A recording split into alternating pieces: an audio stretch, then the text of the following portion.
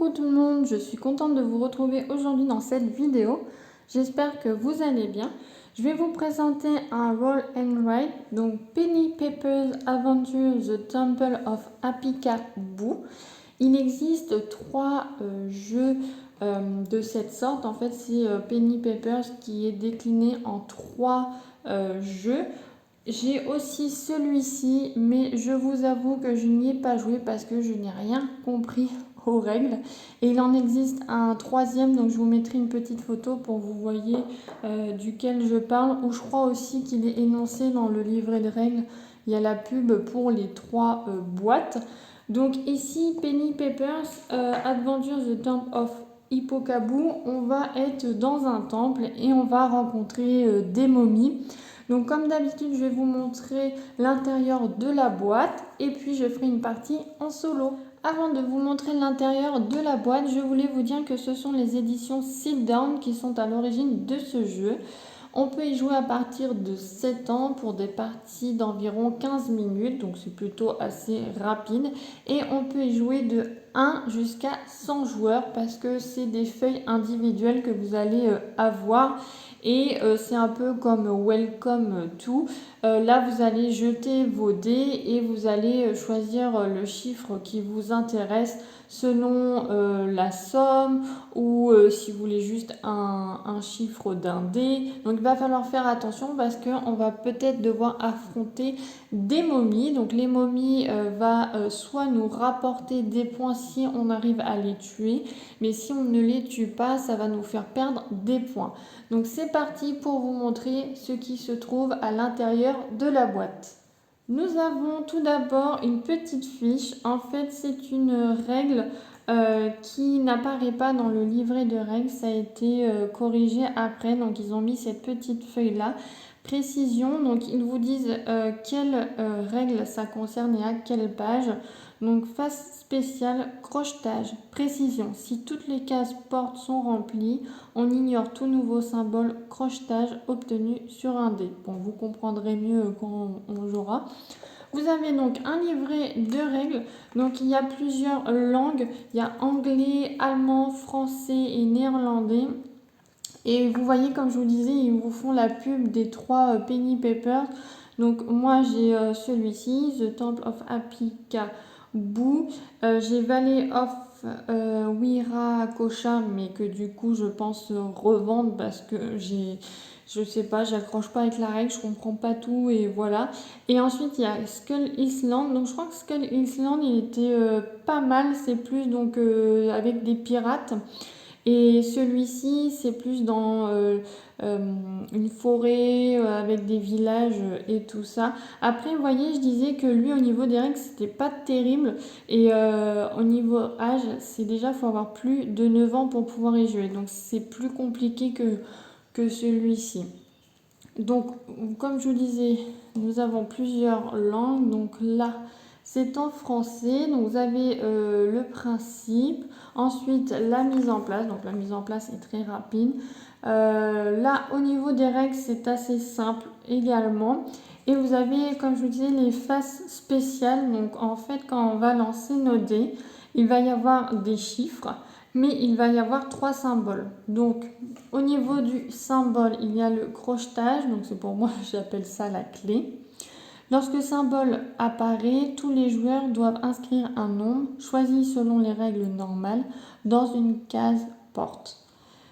Quand vous avez la tête de Penny Papers, lorsque ce symbole apparaît, tous les joueurs inscrivent dans leur grille un nombre au choix entre 1 et 15 dans une case sans porte, sauf si le symbole crochetage a également été obtenu. Et la momie, lorsque ce symbole apparaît, les deux autres dés sont ignorés.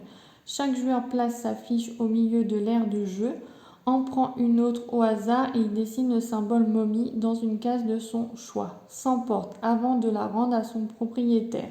Bon, nous, bien sûr, en jouant en solo, on ne va pas faire ça du coup. Et vous avez donc ici la fin de partie, donc c'est le décompte des points. Là, vous avez des précisions concernant l'adjacent, qu'est-ce que ça concerne, rature et gribouillage. Donc, il est interdit de raturer, de gommer. En fait, une fois qu'on a placé, on a placé.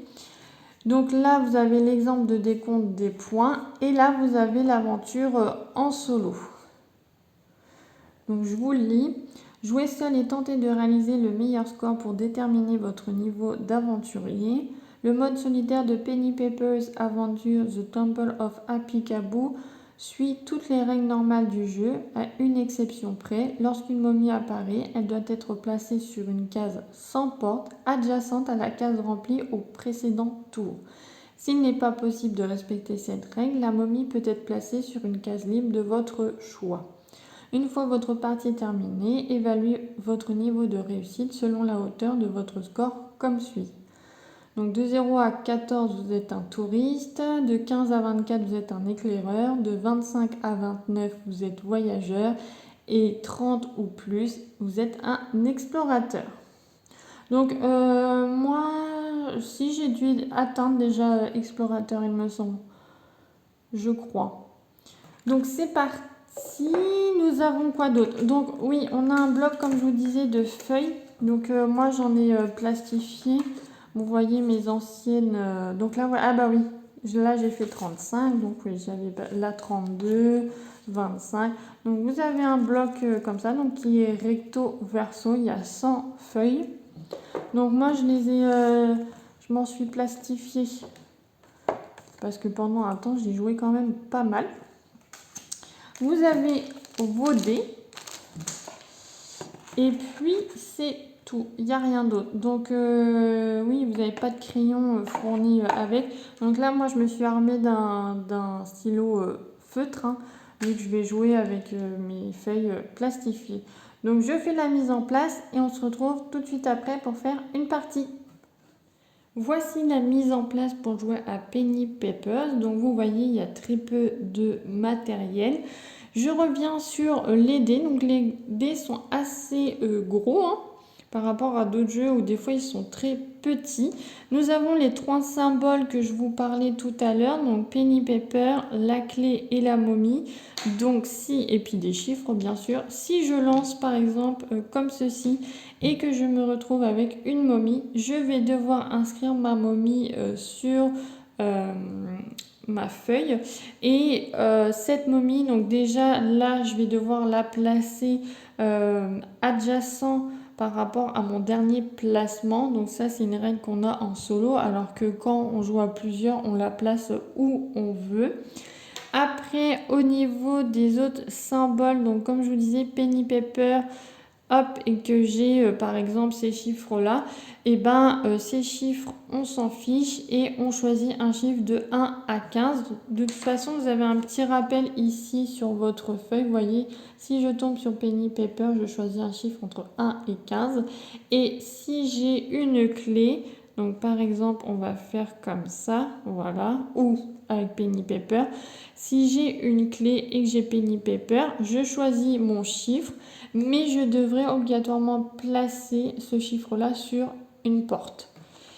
Si après, imaginons nous avons une momie, une clé et ça, on ne s'occupe pas du tout de ça et on s'occupe que de la momie. La momie en fait elle annule tout. Après au niveau des chiffres, donc imaginons nous avons 4, 5 et 3. Ce que je vais pouvoir choisir, c'est soit un chiffre qui appartient à un dé, donc par exemple 3. Après, je peux additionner 2 dés, je peux additionner 3 dés. Bon, vous allez voir ça au fur et à mesure de la partie. Et au niveau du décompte des points, ce qui va être important, ça va être là. Donc là, en premier lieu, c'est si vous faites une chaîne de chiffres. Par exemple, si je fais 0, 1, 2, 3, 4, 5, 6, je vais faire un chemin et ça va me rapporter des points. Ensuite, vous allez pouvoir faire des zones. Ça veut dire si vous faites une zone de 2, une zone de 3, une zone de 4, ça va vous rapporter des points aussi. Au minimum, il faut que vous ayez 3 chiffres. Par exemple, là, je peux faire 1, 1, 1.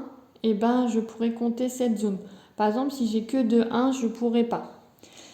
ça. Et après, les momies, comme je vous disais, soit ça vous rapporte des points ou soit ça vous en fait perdre. Si vous avez une momie que vous n'arrivez pas à la tuer, vous allez perdre des points. Si vous avez une momie et que vous arrivez à la tuer, elle vous rapportera des points. Pour tuer les momies, donc ils vous le mettent ici, il faut placer un chiffre 9 à côté. Et puis là, voilà, ça sera le total de vos étoiles. Alors, on est parti. Je vais lancer mes dés. Alors, j'essaie de voir comment je vais me placer pour que vous voyez tout, pour pas que je tape dans la caméra. Je vais peut-être avancer comme ça.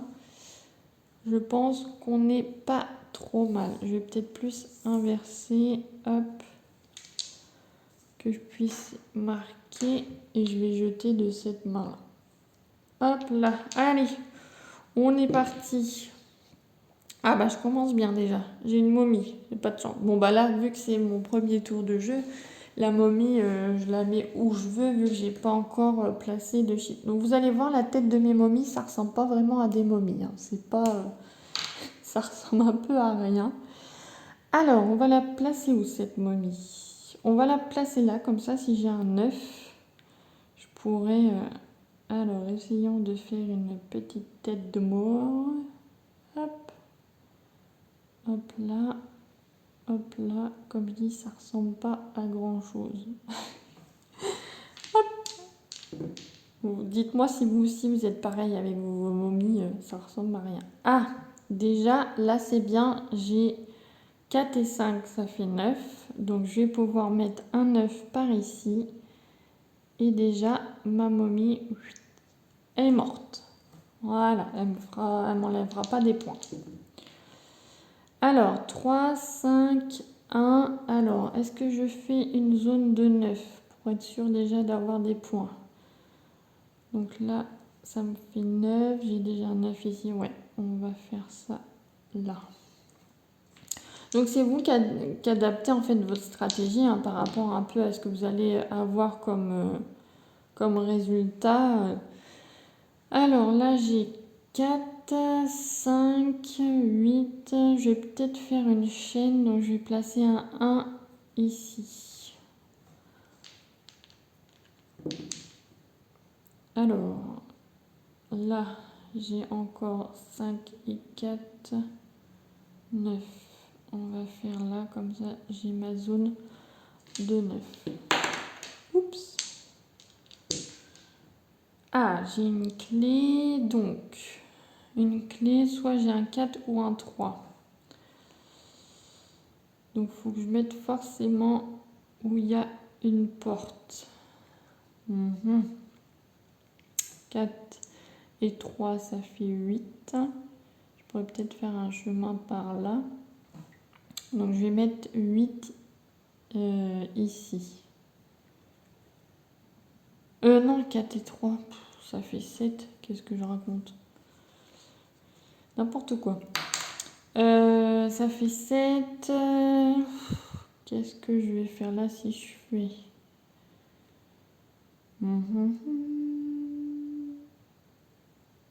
Je vais mettre un 7 ici. Hop là. Alors, encore une clé. 1 et 4 ou 5. Bah 1, je vais faire 1 ici. Je ferai une zone de 1.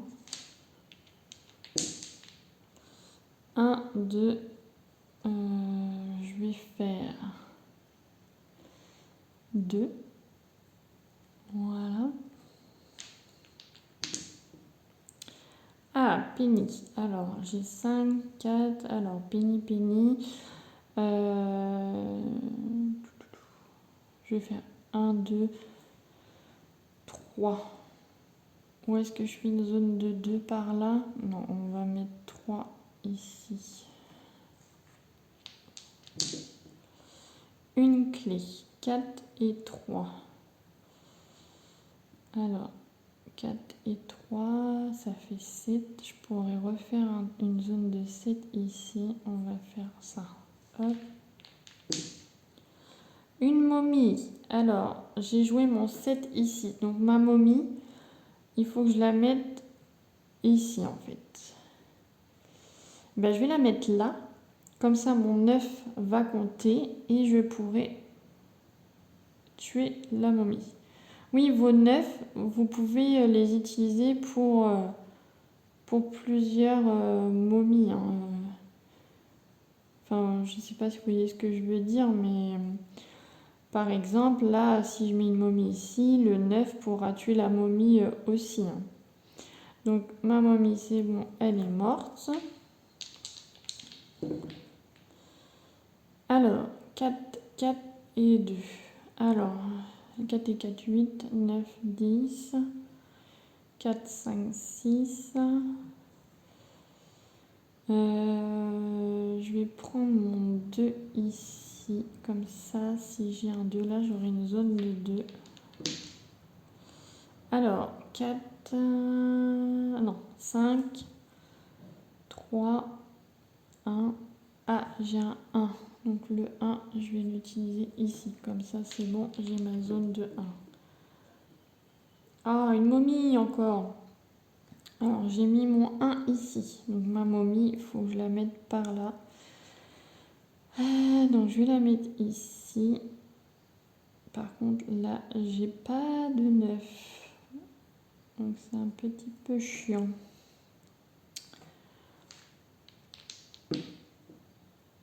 Penny, ok. Et ben, je vais faire un 9. Comme ça, je suis sûre qu'elle sera... Je vais le mettre là. Et ma momie, elle est morte. Ah, décidément. Momie, bah, j'ai mis mon 9 ici. Donc ma momie, je dois la mettre autour. Donc je vais la mettre là. Hop. Alors des fois, soit on n'a pas du tout de momie, ou soit des fois, on en a plein. Donc là, voilà. Mince. Encore une momie. Je vais la mettre ici, hein, vu que c'est là que j'ai joué en dernier. Hop. Hop. Faudrait que je fasse un 9 là. Mais un 9 avec une clé. Alors, donc, qu'est-ce que j'ai là? 4, 5, 6, 7, 8, ou 4 et 4, enfin 4 ou 2.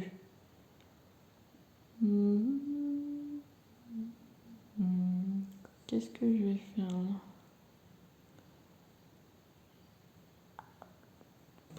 Je vais partir... Je pourrais partir là. On va faire ça.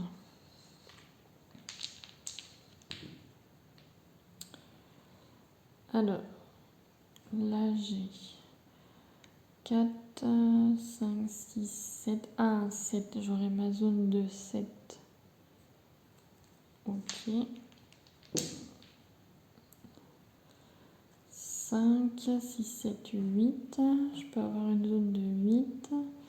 Je peux faire 5, 6. Je vais faire 6. Une clé. Ah, une clé. Ah, mince, j'aurais voulu une clé pour... ça fait 8. Mais j'aurais voulu un 9. Parce que là, j'aurais pu détruire mes... alors, une clé. Donc, il me fallait un 2 aussi ici. Ah, là, je peux faire un 8. Donc, je vais mettre un 8 ici. Je pourrais faire une zone de 8. 4, 4 et 1. 4, ça fait 5. 4 et 4, 8 et 1, 9. Ah, bah 8. Ah, bah voilà, j'ai ma zone de 8 là. Alors, 4, 4, 4. Faudrait partir sur du 4. Là, je pourrais remettre un 8, mais bon, ça m'arrange rien vu que j'ai déjà...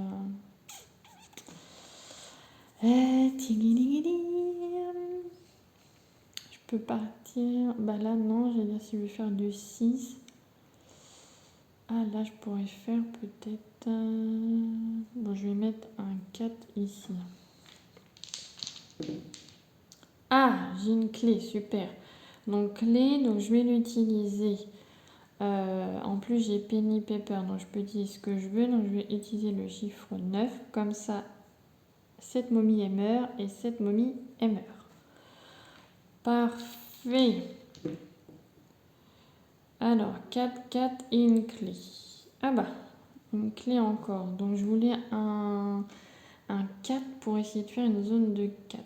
Donc on va mettre un 4 ici. Ouh, j'ai eu peur. Je me suis dit je vais me taper une momie, mais... Alors, 5 et 5, ça fait 10. Là, j'ai 2, ça fait 7. Bon, on va essayer de mettre un 5 ici. Je ferai peut-être un chemin. Alors, 3, 4, 4, je peux faire ma zone de 4. Ça serait pas mal. Hop. Et puis, voilà. De toute façon, là, ça sent un petit peu la fin. Alors, 4, 4, 5. 4 et 4, 8. 5 et 4, 9. Bon, je vais mettre un 5 ici, hein, même si de toute façon ça m'avance à rien. Alors, 5, 4, 4, 5. Bon, là, de toute façon, si je vais peut-être me mettre un 9 ici, comme ça, si je me prends une momie, je pourrais la tuer. Bon, c'est pas le cas. J'ai plus de cases crochetées. Donc je vais jouer ici. 3. Bon, ça fait un 8. On va mettre 8. Voilà. Donc là, j'ai fini la partie. Je vais vous rapprocher pour qu'on voit le décompte des points. C'est parti pour le décompte des points. Donc ici, ce sont les chemins qu'on a fait. Donc il faut choisir le chemin le plus grand. On ne peut pas comptabiliser plusieurs chemins. Donc je sais que j'en avais un par ici. Donc c'était 1, 2, 3, mais il n'est pas très grand. Et là, je crois que j'avais quelque chose qui était plus intéressant. C'était 4, 5, 6, 7, 8. C'est ça. Et en fait, on compte une étoile par case. Donc 4, 5, 6, 7 et 8. Donc ça nous fait 1, 2, 3, 4, 5. 5. Ensuite, on compte les zones. Alors, les zones, on a des 1. Donc, je vais essayer de faire ça pour m'y retrouver. Hop, donc on a une zone de 1, on a une zone de 9.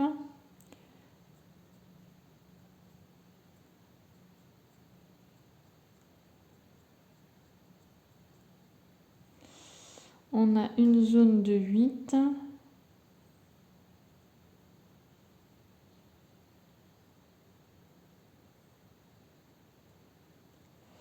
On a une zone de 7.